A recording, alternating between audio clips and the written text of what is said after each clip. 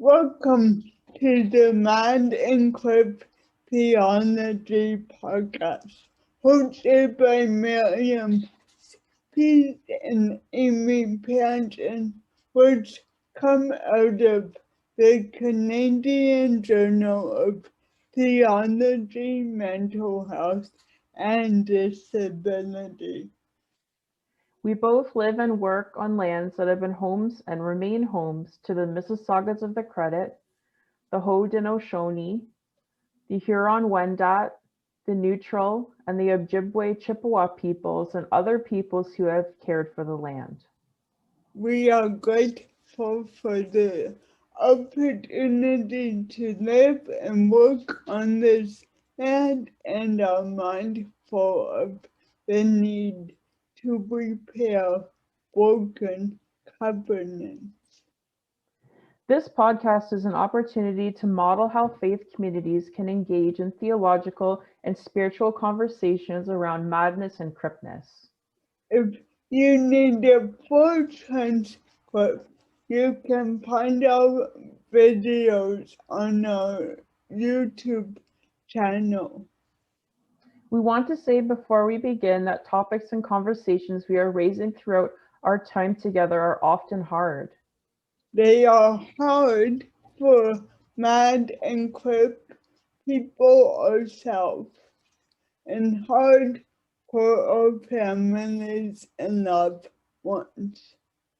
So do what you need to do to take care of yourselves, your bodies, minds, and hearts. And now, here is our episode. Hello everyone and welcome to the Mad and Crip Theology podcast. We are delighted to be joined today by Chantal and Mike, two of our fabulous poets from a fall issue of the journal. And over to you, Amy. Thanks, Miriam. And Miriam just told us that her computer's in the hospital, so we hope that the computer she's using behaves today while we're recording and everything. Yes, welcome everyone, and we're so excited to be here today with you. On the day we're recording, it's quite snowy, which makes me sad, because I thought spring was finally here, but it seems like we have to wait a bit longer. So I'm hoping that we can ask both Chantal and Mike to introduce yourselves. If you could just let us know your name and your pronouns, and then also what's your connection to the journal, and just let us know what you look like for those folks who are listening. We'd really appreciate that. So Chantal, I'm gonna ask you to go first. Welcome. Hi, I'm really excited because that's the first time anyone's ever referred to me as a poet. So that's really awesome for me. And yeah, my name is Chantal Huinink. I identify as she, her, and I'm wearing a pink shirt with an abstract purple and red kind of splotchy thing on it. And I have a black blazer and a brown ponytail with a black scrunchie. Thanks so much, Chantal. And I'm wondering if you could give us a little bit of info about what's your connection to disability activism and disability work as well, so our listeners will know. Sure, yeah. I was born with cerebral palsy, so I use a power wheelchair, and so that gives me a personal connection to theology and disability. And I work for Christian Horizons as the coordinator of organizational and spiritual life there. So I do a lot of writing and teaching at the intersection of faith and disability. And I was very excited when this journal became instigated. So thanks, Miriam and Amy, for that. Well, we're so happy that you're excited. We wonder if anybody ever reads it. So thank you so much, Chantal. And Mike, would you mind introducing yourself? I would not. My name is Mike Walker. My pronouns are he, his, and him. Connection to journal / theology of disability, super diffuse. I was trained by Tom Reynolds, known to everyone in this Zoom room, the United Church of Canada's premier theologian of disability. I wrote his I wrote my dissertation under Dr. Reynolds, and I have worked in accessibility and inclusion broadly within the church in Toronto, Chicago, and now in Ottawa. Currently, I am the lead facilitator. LEAD is an acronym, too long to go into, for the Abilities Center Durham, which is a nonprofit based in Whitby that is doing research on inclusion and a lot of sports related things with people with and without disabilities. It's a really cool place. I look forward to actually going there to do some work someday soon. And description of self. I am relatively bald. I just shaved the other day. I wear glasses, and currently, I'm not sure if you can see, I'm wearing kind of a plaid checkered shirt, red and black and white. And I have a low voice, so if you can't hear me, let me know and I'll repeat things. Thank you so much, Mike. So glad you're here. And your work at the, is it the Ability Center, the LEAD Center? Ability Center, yes. The Ability Center. It sounds very interesting. So we look forward to hearing more about that in the future. Yeah. Amy, you're surrounded by CP people today. Yes, And I like it. My people. Let's begin. So the first question is for both of you. And I will ask Chantal to lead us off. So both of your poems are about how you interact with society and church and dream of a better one. So we wondered if you could wave a magic wand and have one thing change about your experience in church and society, what would it be? Thanks, Miriam. I'm glad you mentioned this question was for both of us, because I really struggled with it, and I'm more interested in Mike's answer than mine. I've been thinking about it since the moment that you shared it with me, and kind of stressing about it. What's the one thing, right? We can't change the world overnight, and so what's one thing that we can pray for and hope for and work toward and do? Honestly, I don't know the answer to that question. If you ask me tomorrow, I'll probably say something different. But I've noticed of late, like in the last 6 months to a year or so, I spend about half of my professional time and personal efforts convincing people that I am the same regardless of disability. And I spend the other 50% in contrast sharing with people how I'm different than others and how I wish they understood that more.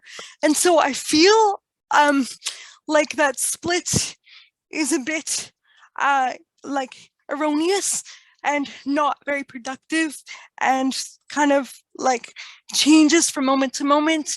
And so I really just wish that disability wasn't regarded as a better experience or a worse experience. It was regarded as something that just kind of is.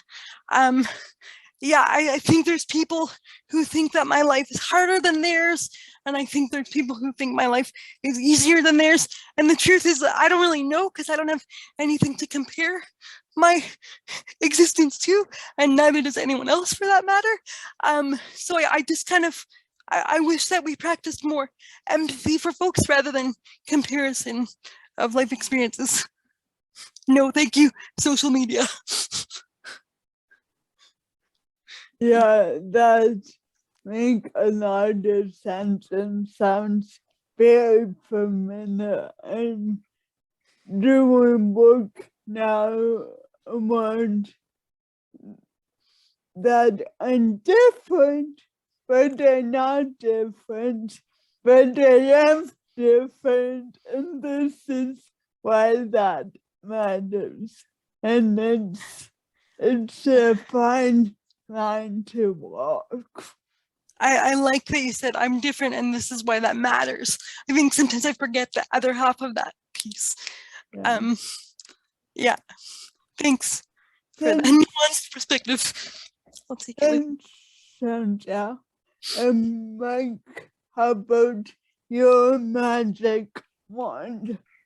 So if I were given a magic wand directly, hopefully by Mr. Ollivander, and I didn't know how to respond to this until just a few minutes ago, I would probably go with Nancy Easland's solution in the first chapter of her book, The Disabled God, a book I know Chantal loves, and opt for a complete transformation of the symbols and structures of church and society, right? Chantal talked about, and you affirmed, Miriam, constantly telling people, I'm the same as you are, and no, here I'm different, right? If the structures and the symbols change, we don't have to have the involved version of that conversation all the time, because to go back to Isaiah 40, the way is clear, right? The highway that God is creating is much straighter if people already have an idea of what access and inclusion look like and plan for it. yeah. Awesome. Well, thanks both. That was so interesting. Oh, sorry, Miriam, were you do you have something there? Oh, okay. I just want to say thank you so much, both of you. And I think your insights are really valuable there. So thank you. Mike, we wanted to ask you about your poem. And for our listeners who haven't had a chance to read it yet, Mike will be reading it for us today. And just before you read it, we wanted to ask you, so your poem talks about the way that people sometimes stare at you for what you call your unconventional gait when you walk. And we wanted to ask you if you have any wisdom for our listeners on how to take care of yourself when people stare. So I have a lot of range of experience of people staring at me because I don't walk normally, right? Mm-hmm. And it ranges from the very positive, like the teachable moment where the little child holding their mother's hand walks by and says, "Why is that man walking funny?" And I turn around and I say, "Because my legs don't work the same way yours do."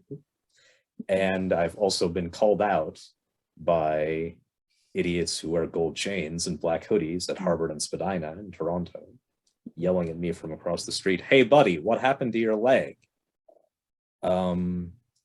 The most important thing or things to remember when one is being objectified, particularly in the latter, more negative way, is exactly as Chantal alluded to earlier, right? Other people's life experiences are still valid, but they can't compare them to ours, right? They don't matter as much as my own experience of my body matters. And I mean, I do weight training and I work out every day. Previously, it was several times a week. Now, for the sake of mental health, it's pretty much every day. And I think one of the reasons I do that is so that I feel more at home in my body. Mm-hmm. And another good reason that I do that is so all of my muscles talk to each other and I can build up whatever neural connections I need, so that sometimes my right hand will do what I ask it to do, even if it's really tired, right? Mm-hmm. And I think also taking space for stillness and silence is really important for me, because I spend about 10% of my energy every moment that I'm awake trying to orient myself in three-dimensional space. I don't always know where I am in space. It's really easy for me to lose things if I put them down too quickly. And if I'm just rushing through different parts of my life, I'm going to make mistakes because I'll be skipping steps. If I take space for stillness and silence, I don't skip as many steps and my life is easier and more intelligible. Is that a clear answer? Yeah, honestly, it's kind of a profound answer, I think, because I feel sometimes like I'm on a, what's that, hamster wheel sometimes, the way that my life can be, and trying to find times for stillness is really hard. So thanks for talking about that. Of course. Yeah, and we wanted to ask you too, the question, do you ever stare back at people? Always. It's only fair. Yes. And what's the stare like? Is it like I'm a human, I'm staring back, hello, I'm a human, or is it like, please don't stare? Like what is the root of the stare? Does it depend? It does depend a little bit. You mean Yeah. the stare from me back to the other person? Yeah. It's Yeah. more of a wry, dry as dust. Hi there. I know you're seeing me. Do you like what you see? More often than not. Sometimes it's the really pissed off, stop staring at me. Not very often. Usually it's, hi, how's it going? But it does vary a little bit, but there's always at least a drop of irony in it, because I know when people look at me for longer than a couple seconds, I have a rough idea of what it is that they're seeing. And I'm like, sure, now you have to deal with it for a very short period of time as we dance around each other and try to get through this snowbank without running each other over. Yeah, very Canadian. Yeah. Yes. Well, thanks so much, Mike. We're wondering if you could read your poem for our listeners. I can. I hope I have the right version. I downloaded it again just this morning. I went through that issue too. Yeah. All right. The whole thing, right, Amy? Yes, please. Okay, cool. Here is what I have. Sympathy and steel. The silence follows me through dearth and ecstasy and mocks my fervent vain attempts to kill it with my prayer. No, I can never let it lie. I can't just let this be, because I feel their prejudicial stares, because they choke the fragrant evening air. I've lived more than 13,000 days in loneliness, though I've not been alone for everyone. The depths of stark bipedal agony have left their ancient torrid scars on me. I've felt the solitude of close proximity, the alienation of my skewed integrity forever shapes my individuality. Some staring passersby still mark my loping gait, though I can put my heels down and walk straight. And I can feel the world bent reflectively. Slow, baleful eyes still follow me through the halls, and I will still walk headlong into walls. No matter how I run upon my metal wheel, the calculating gaze creates a cage, a prison made of sympathy and steel. Its limpid bars absorb my glowing rage until I ache for nothing but to feel. I long to leave the cage and feel the friendly sun. I feel like I'm measured by a deceitful rule because the yardstick's bent. I know that I'm not straight. Sweet scoliosis takes my time and space away. I am an S-shaped, sibylline and serpentine. But I would be an I, a doughty Doric column of identity. I'm made of flesh, but on my dour and darkened days, I feel I would be better made of steel. Tonight I yearn for nothing but to feel, because emotions make my suffering real. Outside the metro's squalid brute intensity, I feel the grace of hanging by my hands. I know my friends caring and feel the ecstasy of standing outside the fragile shell of me, away from stairs and rationality. I feel my broken body returned to me. The iron cage that mourns materiality then rusts away. It leaves me face to face with seraphim that sing their soaring song. The chin-up bar becomes a gentle tree that whispers of the god's nativity. Now I can face each fearful wordless stare because I know my limits and can prepare a soft rejoinder to the concern that I meet there. I trust my body, although some days I fall. Stark steel and sympathy release their grace. My spine's a longbow, but I still stand tall and walk unsilently. I know my place. That is that. Thanks so much for that, Mike. I agree with Miriam when she called you at the beginning. You are definitely a poet. So thank you so much for sharing those beautiful words with us.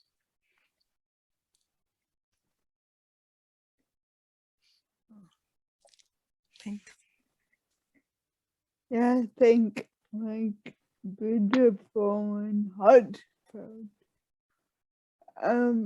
Moving to Chantal, we love your poem as well, and we wondered if you could talk about how your life has changed because of the pandemic we're living in, and what you hope will remain in the quote new normal unquote. Yeah, well, I actually don't feel as though my life has changed all that much. I mean, I don't mean to be naive, but that all of our lives have changed as a result of the pandemic, right? We now fear this really small virus, and our social circles are smaller, and so on and so forth. But the things that have always been difficult for me, things like booking accessible transit, going to and from work, being at work and stuff, have become less hard because of the pandemic, because now working virtually is socially acceptable and sanctioned as actually a health measure, which has been really cool. So it's a little bit less about proving my worth to the people around me, and more like I'm part of the general society more now, except I'm more experienced at doing this because I've been doing it for longer, right? Social isolation is not a new thing for me necessarily, whereas it has been for some people. And I think one of the things that has stuck out to me is that both Mike and I's poems deal with some aspect of isolation. And so maybe this is something that we talk about in a little bit, but I don't know if that's specifically like isolation is specifically related to mental health and disability, or if there's other factors at play. But I do know that's something that we hold in common, and so I wonder if that was it. So my poem talks about things like, people calling me to make sure I'm okay. So I hope that continues. It talks about people coming to my door with like food and things that I would need. That didn't happen as much before, and so I hope it continues. But I think all of that speaks to the grander narrative that I tried to kind of bring up in the beginning, which is that it seems like to me the world locally and internationally, like we've reached some new level of common understanding, which feels good to me.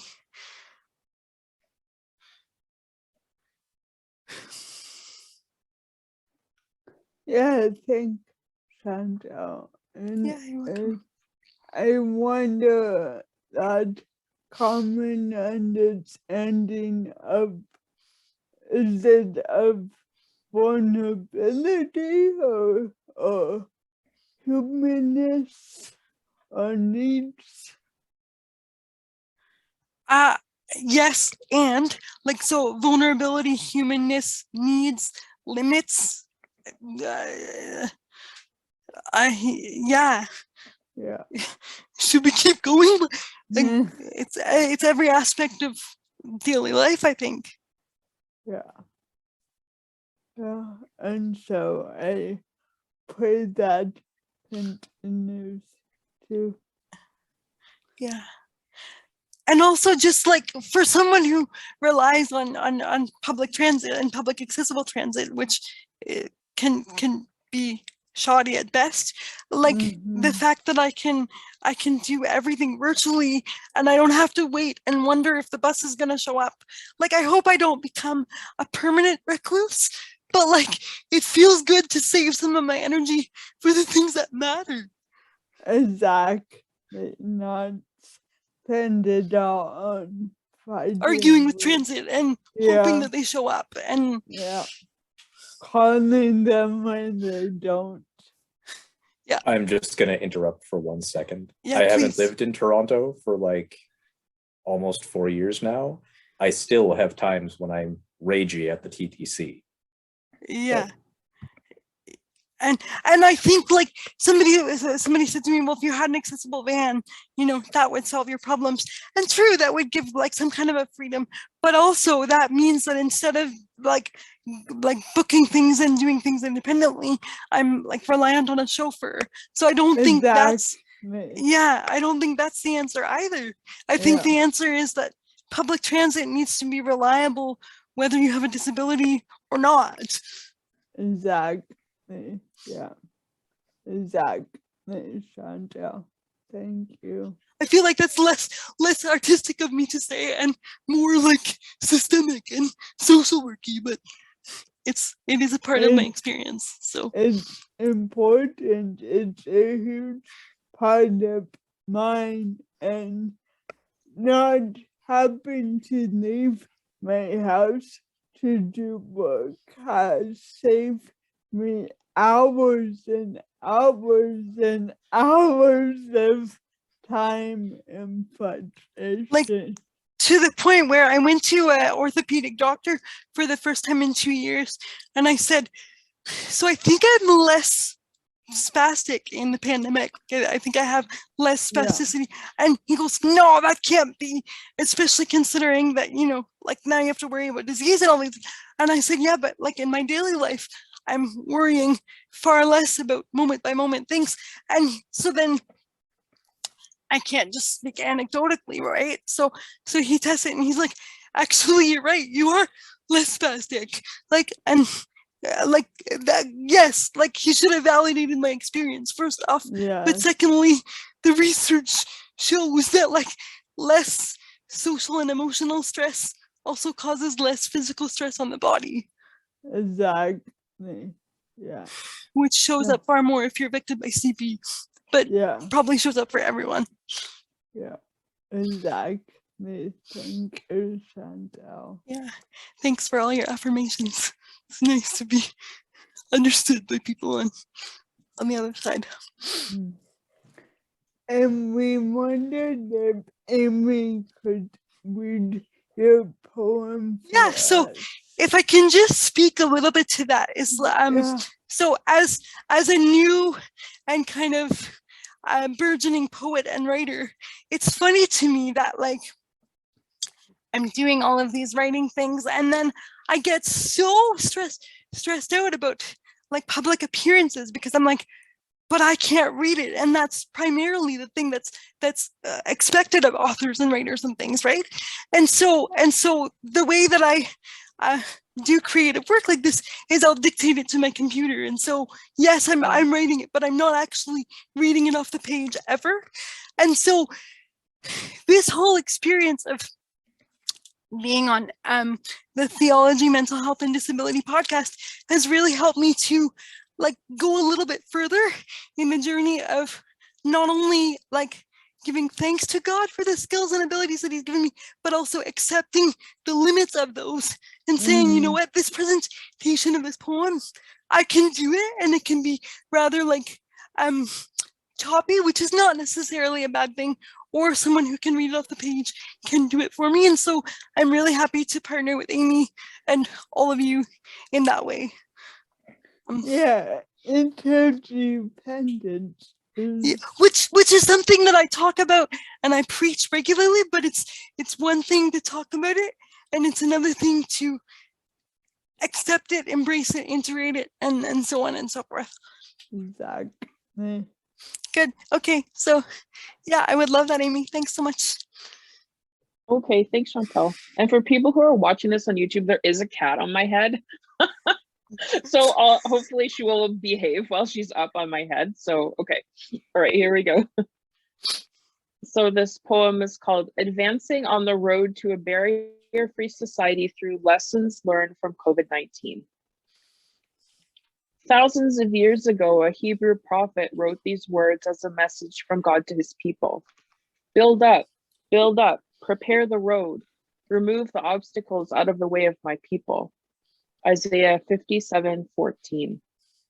Thousands of years later, this message reminds me that we still need to work toward a barrier-free society. Isaiah's reference to the road, rather than a particular place, suggests that working toward a barrier-free society is not represented in an event so much as a journey. Might a barrier-free society be constructed with ramps and elevators?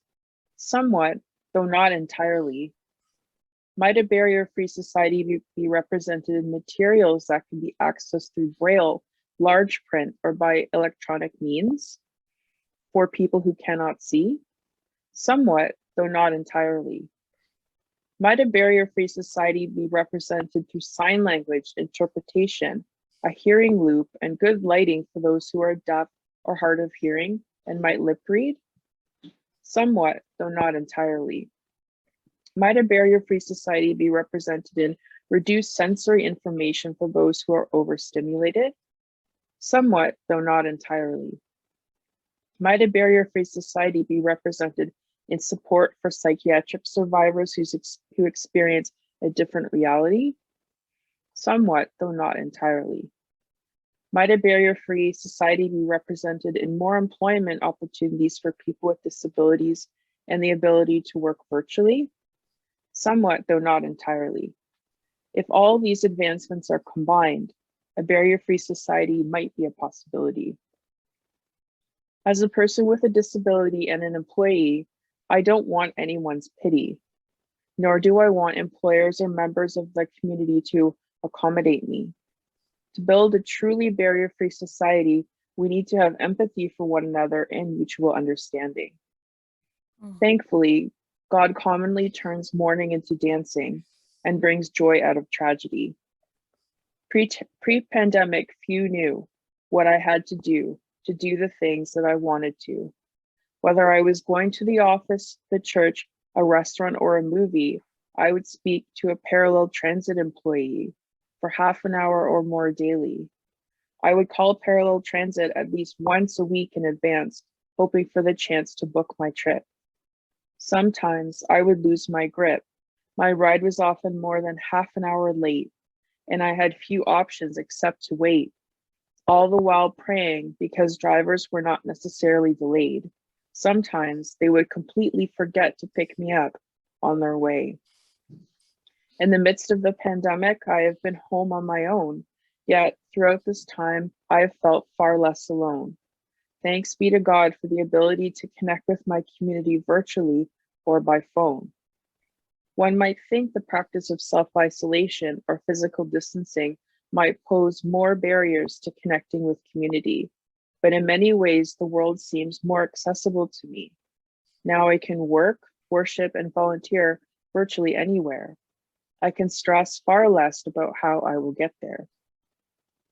Everybody is now aware of what it means to have a lack of spontaneity, what it means to stay home or to travel sparingly. For this reason, others no longer need to accommodate me. I am grateful that friends and neighbors now text me regularly to see if there's anything I might need. Friends and neighbors are now willing to bring things to my door. That kind of care didn't happen as much before. God, there is more to this pandemic than pain and suffering. On the glorious day that we shall look back and say, hooray, the coronavirus pandemic is behind us. Remind us that we need to continue to practice empathy and care. Even if they remain at home on their own, help us to make sure that none of your people feel alone. Long after the pandemic is through, help us to remove obstacles for one another as a reflection of you. Please show us everything we need to do to advance on the road toward accessibility until we know we have built our society to be entirely barrier-free. Amen. Thanks.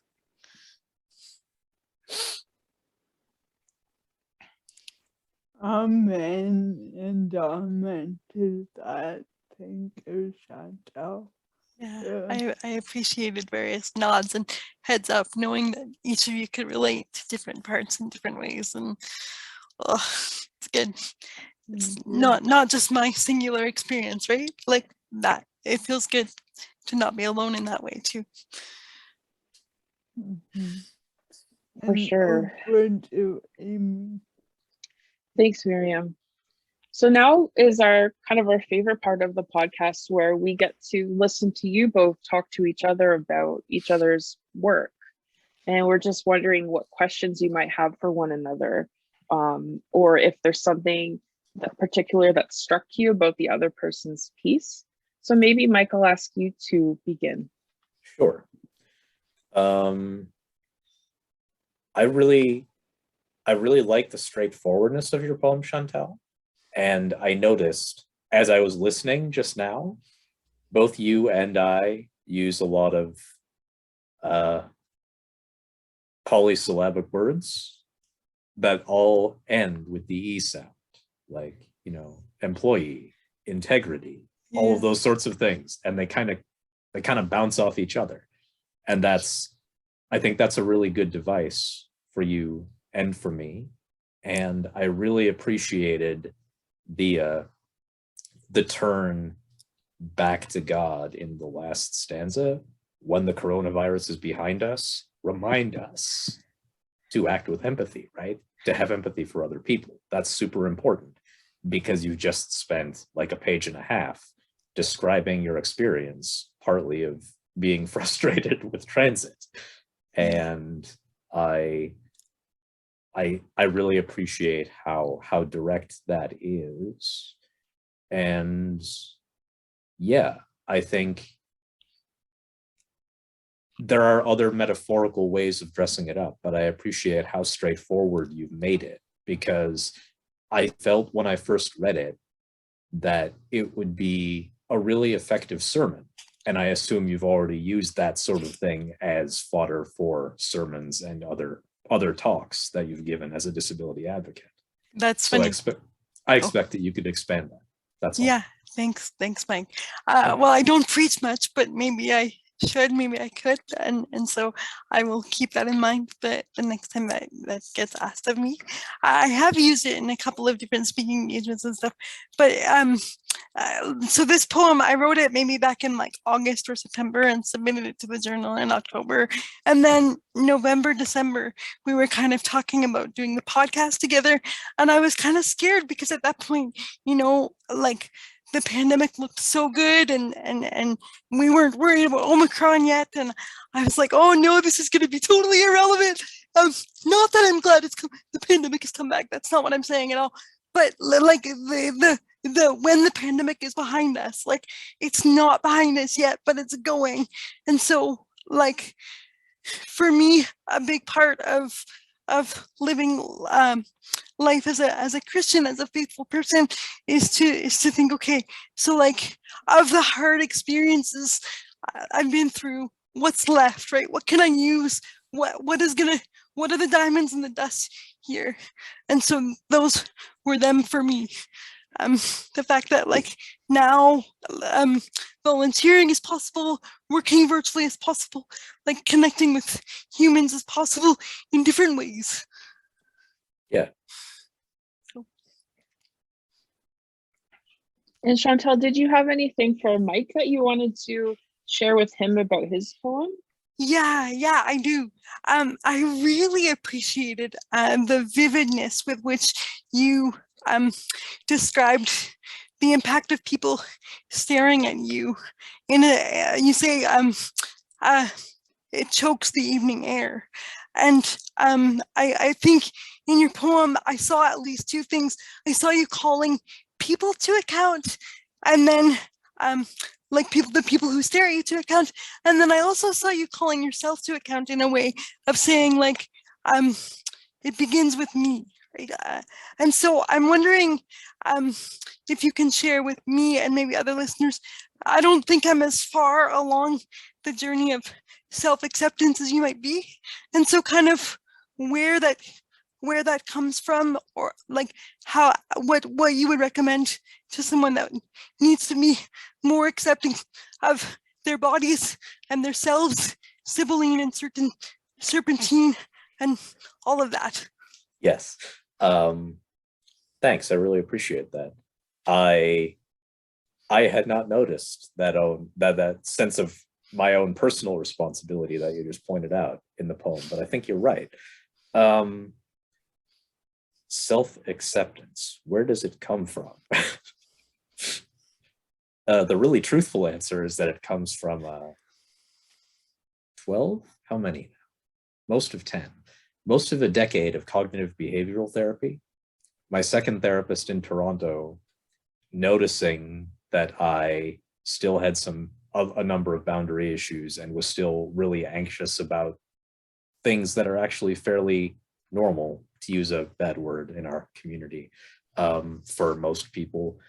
He one day put a mirror in front of my face and said, "You're gonna say, you see this whiteboard that I just had you write 10 nice things about yourself on? Now you get to say them to yourself." So I did, and it hurt because I had never really said them out loud before. And then he said, "Okay, cool. You're going to take on this exercise and do it 3 times a day, every time you're in front of the mirror. So every morning, even on a morning like today, where I've been up since 4:30 for no particular reason, I go into the bathroom after I work out and I say, I am strong, I am smart, I am brave, I am funny. When I remember who I am, it's a lot easier to accept myself." And again, going back to Eastland, because I know how much we both love that word. Part of the self-acceptance comes from knowing that Jesus underwent the same experience, not just the experience of physical disability, but practically the exact same physical experience you and I both have, right?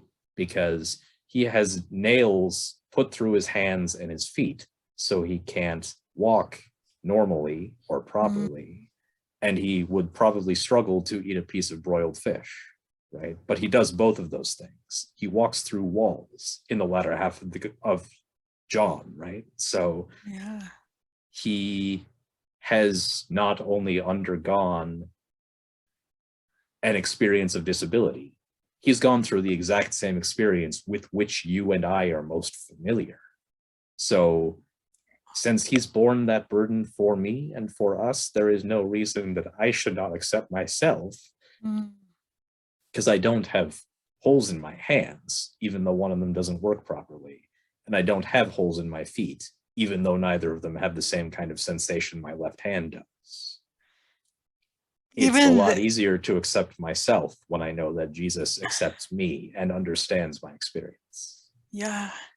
Even though I've read Eastland and I've thought about, Jesus and disability, I've never thought about how he might walk improperly yet still. And so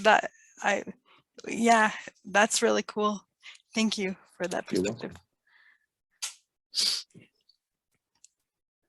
Thank you, Mike and Chantal. That was great for new insights and new things to consider our relationship with the crucified Christ, and what that means for us.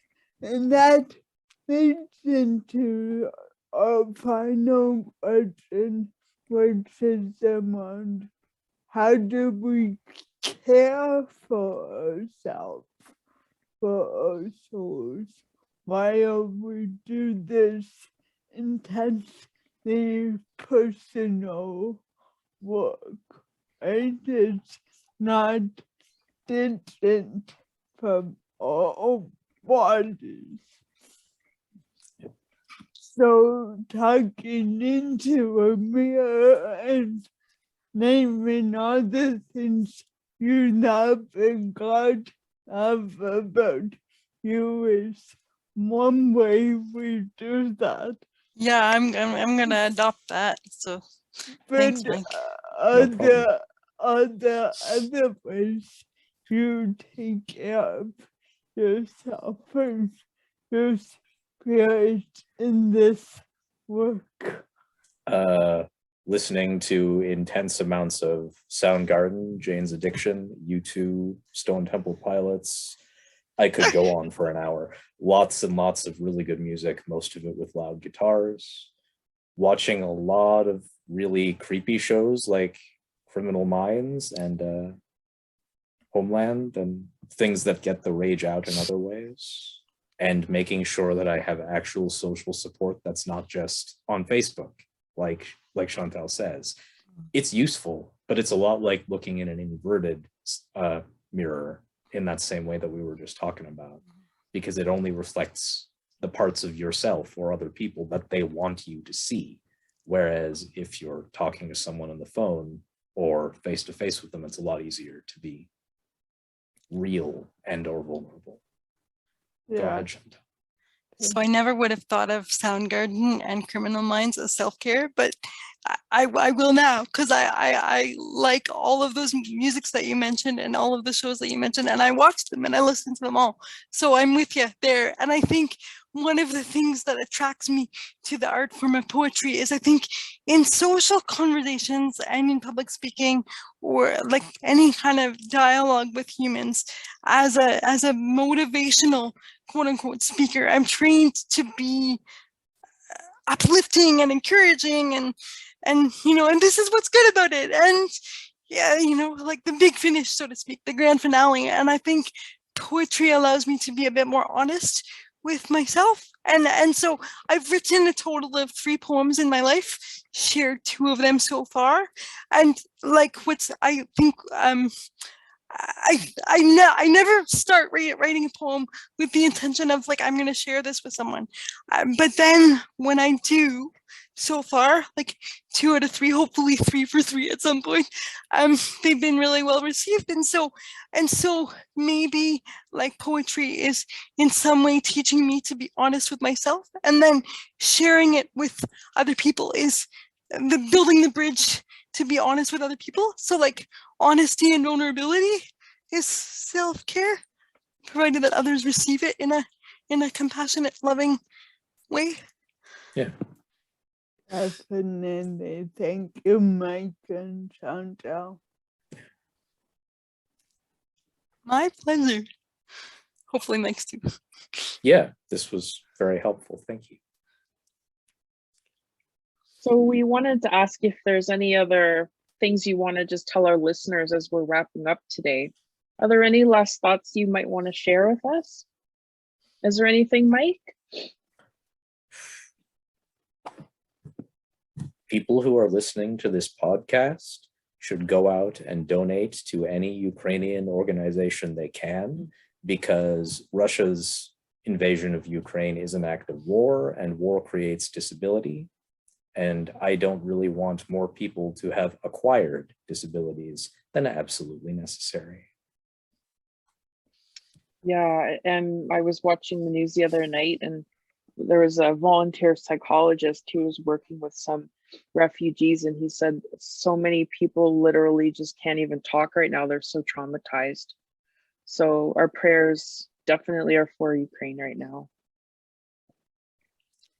And I Chantal, think, is there anything?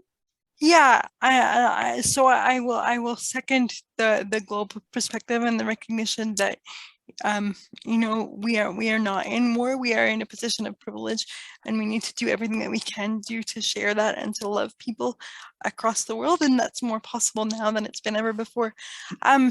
But for individual people who, you know, are themselves struggling with self-acceptance or God's purpose for their disability, or God's purpose for the work that they can do, I hope that this podcast has been encouraging and supportive to you, and I hope that it draws you a little bit further on the journey towards self-acceptance and building a barrier-free society, as it were.